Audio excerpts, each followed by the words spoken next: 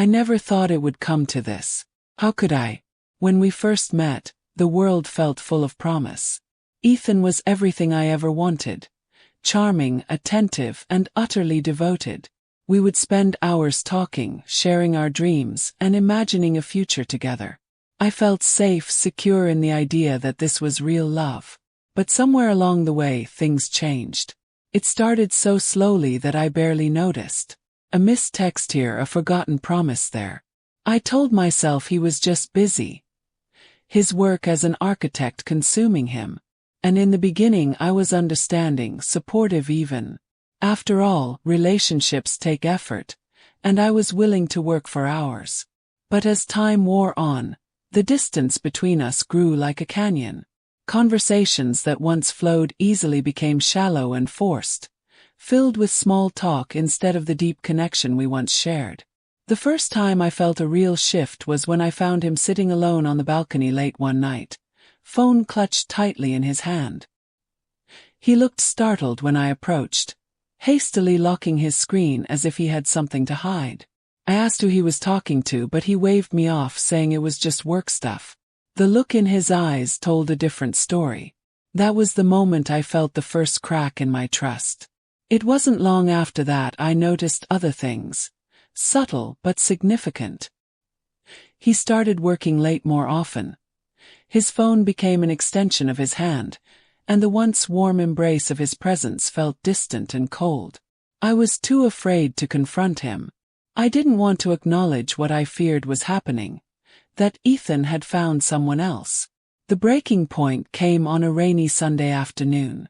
I was alone in our apartment, tidying up when I accidentally knocked his jacket off the couch. As I picked it up, something fell from the pocket.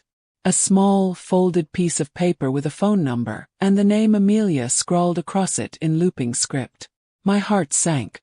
I stared at the name, feeling a wave of nausea rise within me. Who was she? Was she the reason Ethan had become so distant? My mind raced with possibilities, and with shaking hands, I dialed the number. It rang twice before a woman's voice answered, bright and familiar, like someone who wasn't expecting the world to collapse at any moment. I froze, unable to speak. After a few seconds of silence, she hung up, leaving me there, staring at the phone, heart pounding. That was the worst part, his uncertainty. He wasn't sure if he still loved me the way he once did. He wasn't sure if he could walk away from whatever it was he had with Amelia. And in that moment, I realized I wasn't enough for him anymore. The man who had once promised me the world had chosen someone else, not just physically, but emotionally. Days turned into weeks, and we drifted even further apart. Ethan stayed, but the distance between us was unbearable. I couldn't look at him without feeling the sting of betrayal. Every smile, every laugh, felt like a reminder of what we had lost. I knew I had to confront Ethan. The thought terrified me, but the uncertainty was eating me alive. That night, when he returned home, soaked from the rain, I asked him point-blank, "Who is Amelia?" The color drained from his face, and for a moment, I saw the flicker of guilt in his eyes. But then, just as quickly, he composed himself. "She's just a friend from work," he said, his voice tight. "You're overreacting." But I wasn't overreacting. I had ignored the signs for too long. Every late-night text, every lie, and every excuse, it all led back to this. My heart ached, not just because I suspected he was being unfaithful, but because of the emotional betrayal. How could the person I trusted most, the man I thought was my future, lie to me so easily? I didn't press him further that night, but I couldn't sleep. The next morning I did something I never thought I would. I went through his phone. Felt wrong, invasive, but I needed to know. And there, in the messages, was everything I feared.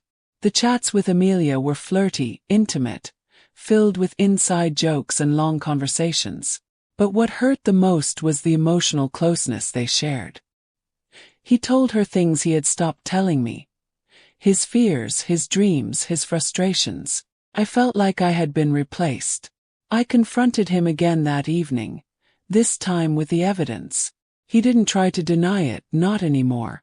Instead, he sat there, quiet and defeated, and admitted that he had become emotionally involved with her. "I didn't mean for it to happen," he said softly. "It just did." I wanted to scream, to throw something, to make him feel the hurt I was feeling. But I couldn't. I just sat there, numb, listening to him explain how it started as harmless conversations at work, how they bonded over shared interests, how he found in her the connection we had once shared. "So where does that leave us?"